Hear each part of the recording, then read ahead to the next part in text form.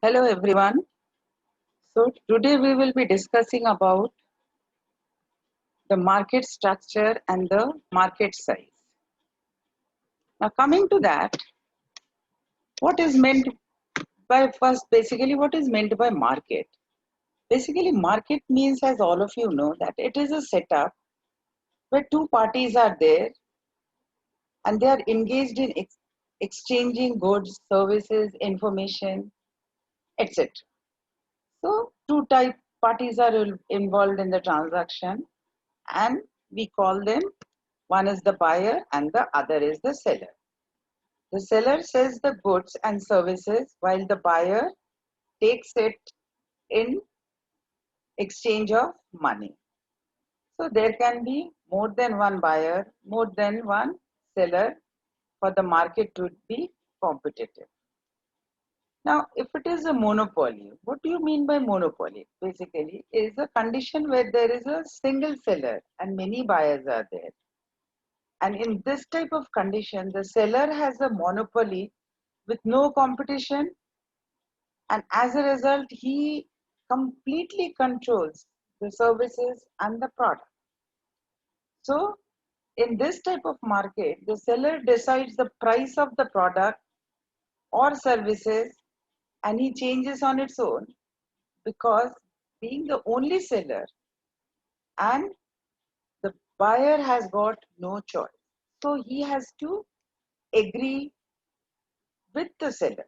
Whatever he says, whatever he fixes as prices, the buyer or the consumer has to agree with it. And another is the monopsony. It is a market where there are many sellers but only a single buyer. And in this type of setup, where there is a single buyer against many sellers, here the buyer has the control on the seller. Now coming to the market. Now market means there are different types of markets are there. One is the physical market, which we all of us know, that where physically the seller and the buyer or the purchaser, they meet and then they buy things in exchange of the money. You can say these examples are the shopping malls, departmental stores, retail stores, and so on. In contrast to that, we have got the non-physical market or the virtual market. In these, the buyers or the consumers, they purchase the services and goods through the internet and they do not meet physically. And the transaction takes place through the internet. Like we have got the Amazon, Flipkart, and so on. Another market is the market for intermediate goods, means the market which sells the raw materials which are needed or required for the final production of other goods. So they are selling the intermediate goods. Another is the auction market.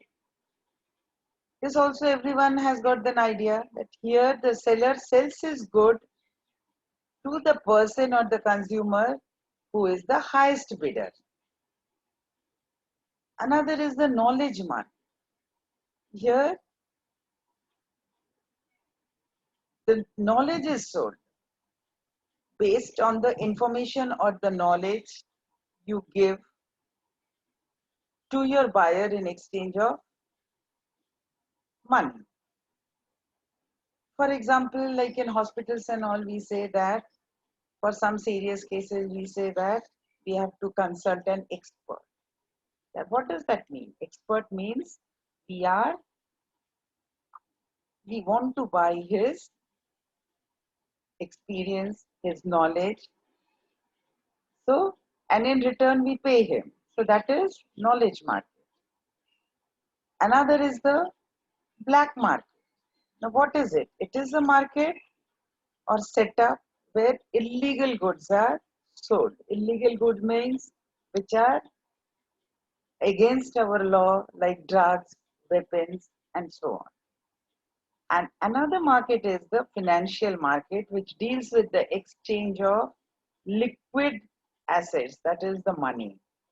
And financial markets are also of different type. It is the stock market, bond market, foreign exchange market, and so on. So markets are also of different types.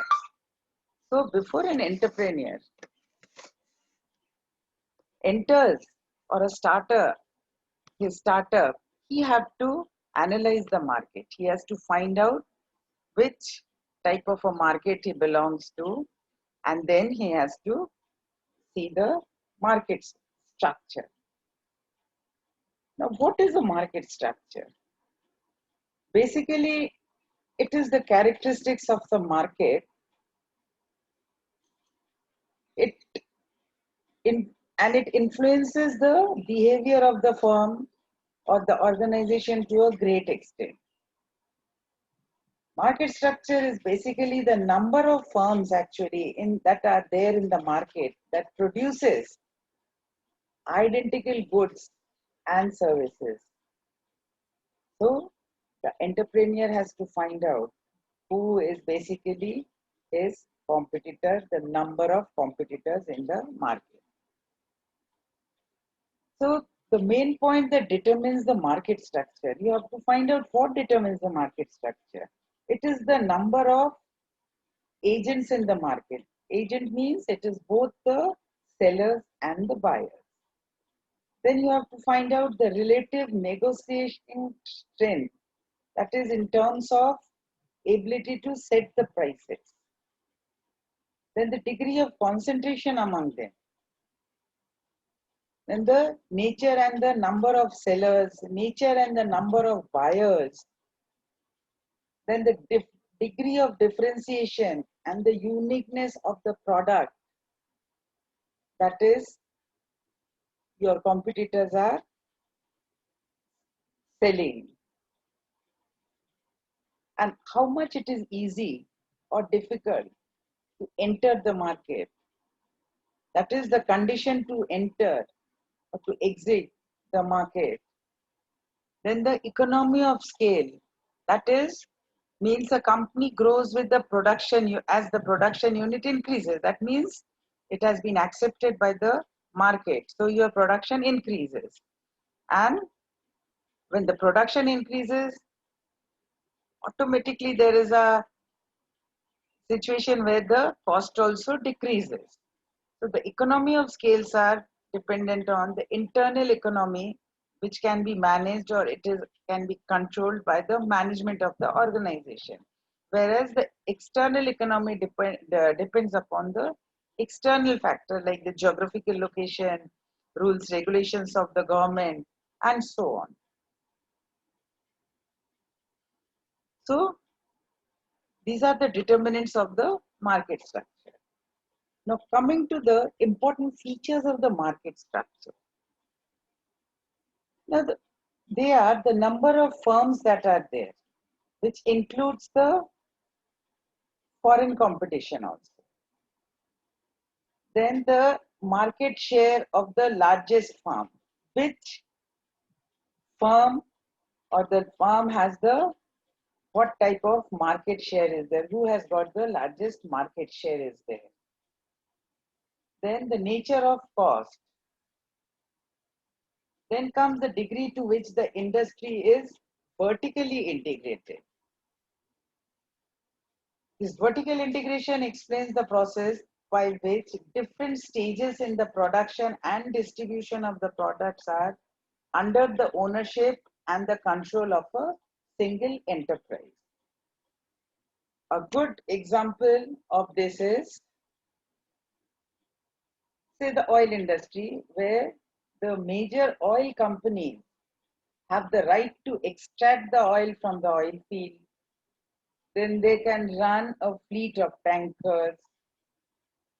Then they can operate the refineries. They have the control of their sales, their filling stations, etc.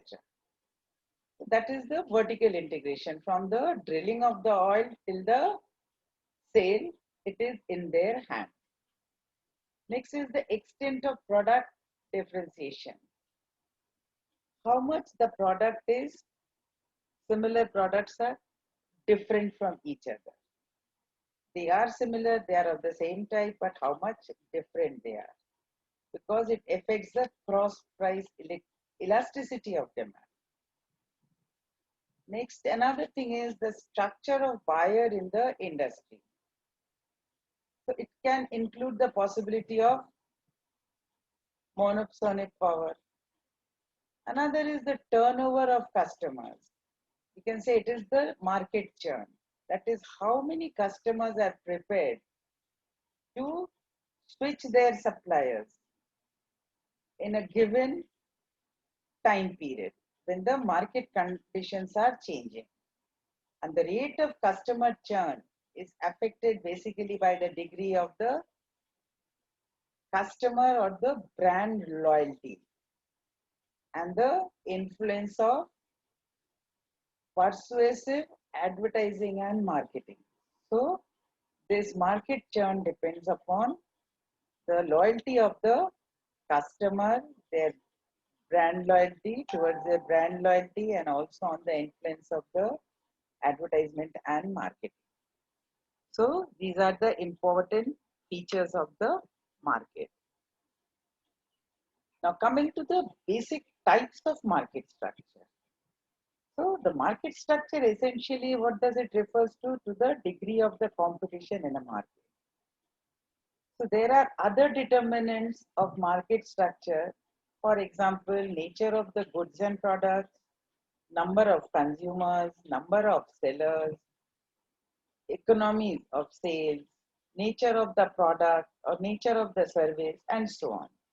So one thing to remember is that not all these types of market structure actually exist, because they can be theoretical concept also. But why do we use it? Because they help to understand the principle behind the classification of this market structure. So now coming to the basic type of market structure in any economy is, first is the perfect competition. So in a perfect competition market, there is a large number of buyers and sellers. All the sellers of the market are small sellers in competition. And there is an easy entry and exit of the firm. Products are identical from one seller to another. The sellers are price takers. So there is no big seller with any significant influence on the market. So and as a result, all of them are price takers. Now, the firm which are said to be perfect competition, the conditions that are that the firms all produce identical products. Many buyers are available to buy the product and many sellers are available to sell the product. Then the sellers and the buyers have relevant information to make rational decision about the product that are being brought and sold. And there is no restriction for any firm to enter or leave the market. Or in other words, we can say there is free entry and free exit out of the market. So these are the assumptions when discussing the perfect competition. The reason of a perfect competition market is a theoretical concept. These are all theoretical basically. Now coming to the next. Next is the imperfect competition. It is the market situation where there are many sellers, but they are selling heterogeneous, that means dissimilar goods they are selling. That is, if the seller is selling a non-identical goods in the market, so they can raise the price and earn profit because everyone is selling different goods or services. For example, the stock market. Next is the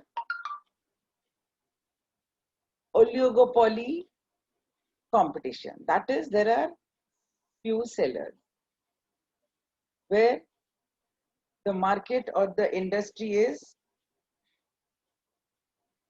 dominated by a small group of large sellers.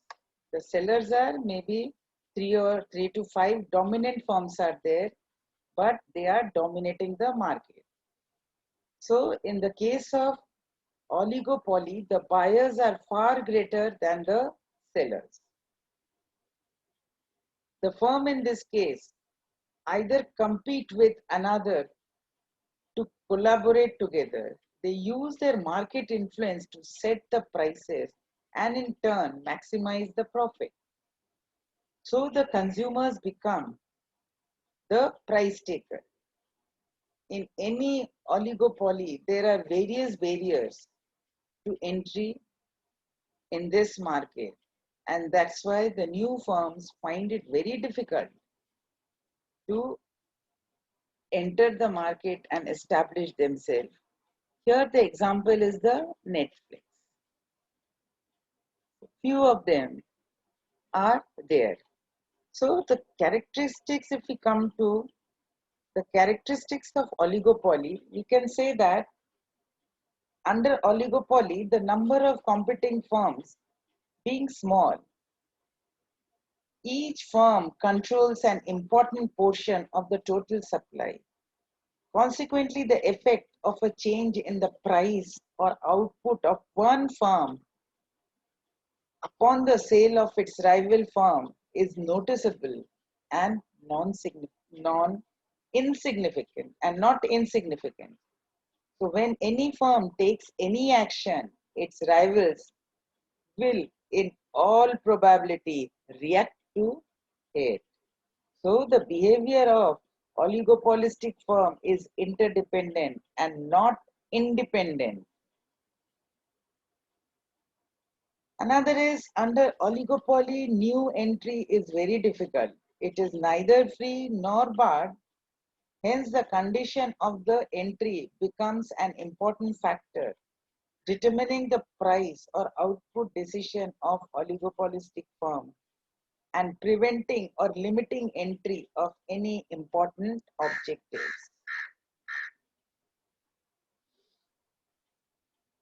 Next, coming to the monopoly. That is, in a monopoly type of market structure, there is only one seller, single seller selling a unique product in the market and faces no competition as no close substitute is there. And he enjoys the power of setting the price of his goods, for example, the Microsoft, Windows, etc. The consumers do not have any alternative and they pay the price, whatever is set by the seller. In monopolies are extremely undesirable.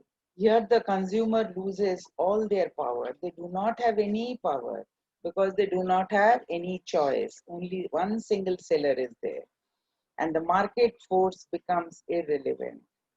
However, a pure monopoly is very rare in reality. It's very rare in reality. Thus, for the monopoly to exist, following things are essential. They are one and only firm produces and sells a particular commodity or service. There are no rivals or direct competitors of the firm. No other seller can enter the market for whatever reason. It can be legal, technical, economic, etc. So monopolistic is a price maker and he tries to take the best of whatever demand and cost condition exists without the fear of new firm entering to compete away his profit. So when we compare them, in short, if we say, so what is the number of firms in perfect competition? There are many, while in oligopoly, there are few dominant firms, but in monopoly, one and only one is there. Now, if we come to the types of product, in case of perfect competition, it is homogeneous. Whereas in oligopoly, it is differentiated. Whereas in monopoly, it is limited. Where barrier to entry is concerned, in perfect competition, there is no barrier. Anyone can enter that market, anyone can exit from the market. But whereas in oligopoly and monopoly, the barrier is very high. So to enter and to remain there, it becomes very high. But it's difficult. The pricing power, if we come to, so in perfect competition, pricing is passive. So it is the doesn't matter what the prices are, as there are many sellers and many buyers are there. But in case of oligopoly, the price makers, they are the price makers, but they have interdependent behavior. Whereas in monopoly, they are the price makers, and it is determined by the demand, what is the demand and the possible regulations are there. And economic wise, perfect competition is very high, whereas the oligopoly and monopoly, they are low allocated. So these are the four types of market. So before an entrepreneur starts his new startup or he starts his new business, he has to find out the type and the structure of the market. Now coming to the market size. Now what does the market size mean? It is the number, basically, or it refers to the maximum total number of sales or the customers a business sees. So market size is by sales volume, measures the amount of goods sold by quantity. For example, drinking water bottles, mineral waters. So market size by value measures the amount spent by customers on the volume of goods sold and is expressed in currency. So when knowing the market size, it is a basic part for launching any startup venture.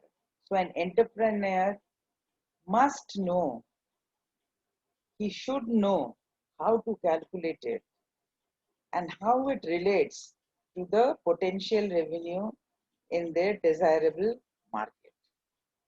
So the size and the growth of the market is a measure of how much we sell and how fast that is changing. The size of the market can be measured either as unit sale or the turnover of a product or an industry realizes in a given time period.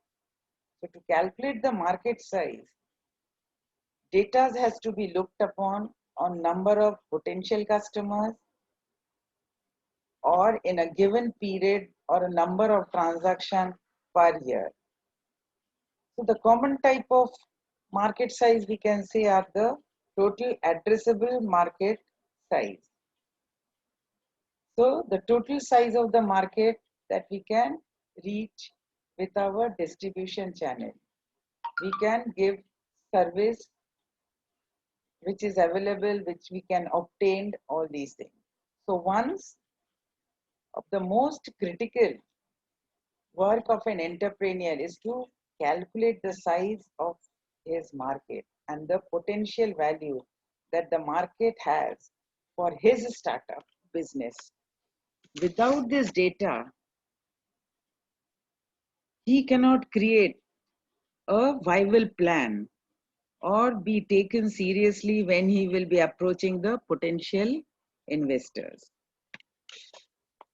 Now the market size for startup.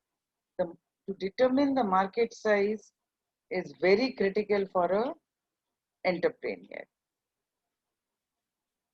because it tells your team, your investor, that how potential your business is and how you can move ahead. It helps to calculate how much value there is in the entrepreneur or in your venture. This is very critical and it is very important to raise the funding for the business. And it is the one of the most basic thing what the your potential angel or your investor they are going to expect from an entrepreneur. So to determine the market size or the number of potential customer or the sales unit sale is one of the thing. It is how much that is what is perhaps is a very important figure. So you need to know how much relevant the market has to offer, revenue the market has to offer. And thus to calculate the market size, one needs to look at the data on the number of potential consumers or the number of transactions per year. Keeping in mind the geographical area over the rollout of the geographical area over time or the account for organic growth or decline in the years ahead, so on. There are various ways to acquire these data and it can be bought through the Labor Bureau, the census,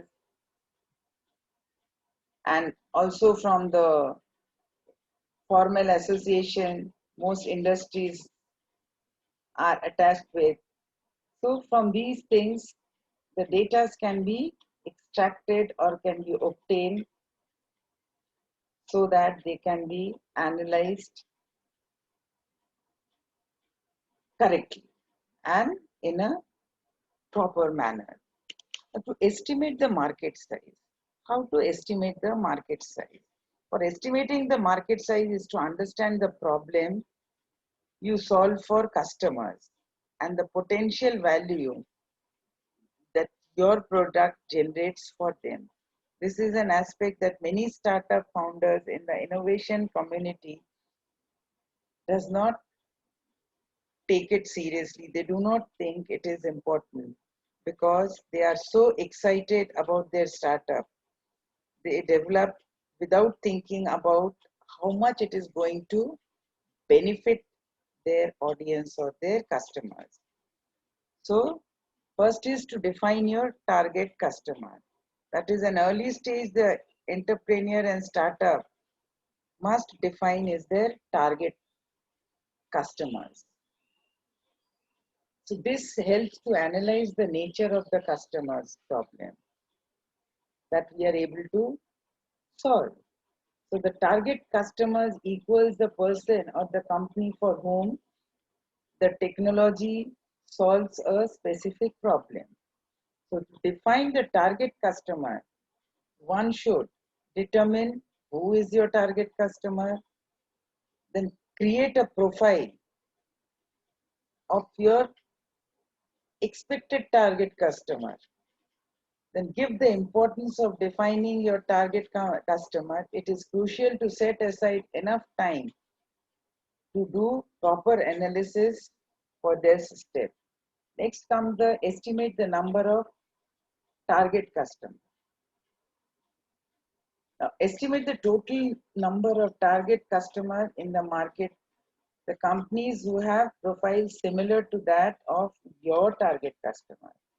And if you are a startup venture, you need to use the industry database. Now determine your penetration rate. Now what do you mean by that? Penetration rate, also called penetration, that is brand penetration or market penetration. It is basically the percentage of relevant population that has purchased a given brand or category at least once in the time period under study. At least once they have bought that, product. The penetration rate is easy to calculate if you have idea or if you know the target market size. That is, first the target market size has to be calculated. So to calculate the penetration rate, divide the number of customers you have by the size of the target market and then multiply the result by 100. Then refine the market size by assuming a penetration rate for your category of product. The penetration rate is a function of the nature of your product. Next comes calculate the potential market size, that is the volume and the value. To find the overall market potential, that is the market volume, multiply the number of target customers by the penetration rate. Next is the market value. So to calculate the monetary value of the market,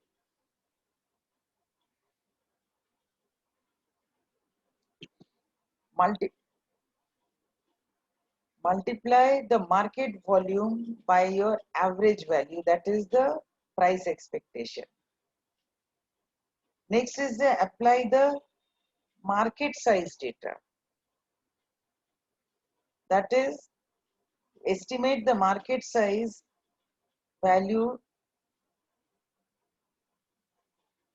There is no exact formula or anything like that, but still there are many ways in how it can be maximized. So at the time you make your first estimate, so examine each assumption that is made and what will cause it to change. What will change your assumption? To factor in the risk of change, calculate the best case and the worst case scenario in addition to what you expect the scenario will be. That means you have to calculate both. That is, what will be under best case, what it will look like, worst case, what will it will be, and from your survey, from your data, what you think the scenario will be. So over time, this has to be monitored accurately, and accuracy of your initial assumption, it has to be found out. Now, coming to the next one.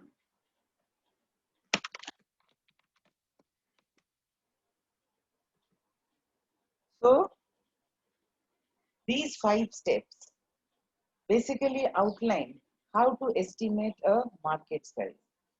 So, the essentials when making the strategic decisions, that is business and marketing planning, and seeking a third party financing, means that is you are taking financial help from some investor. So these are the 5 steps that has to be taken into account before you plunge into the market with your new ideas and innovatives. So with this, we today's complete our market size and market structure and the market size. We see what the entrepreneur must do before he puts his or he implements his idea.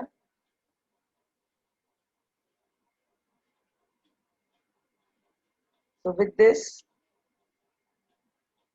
today I end the topic. Thank you.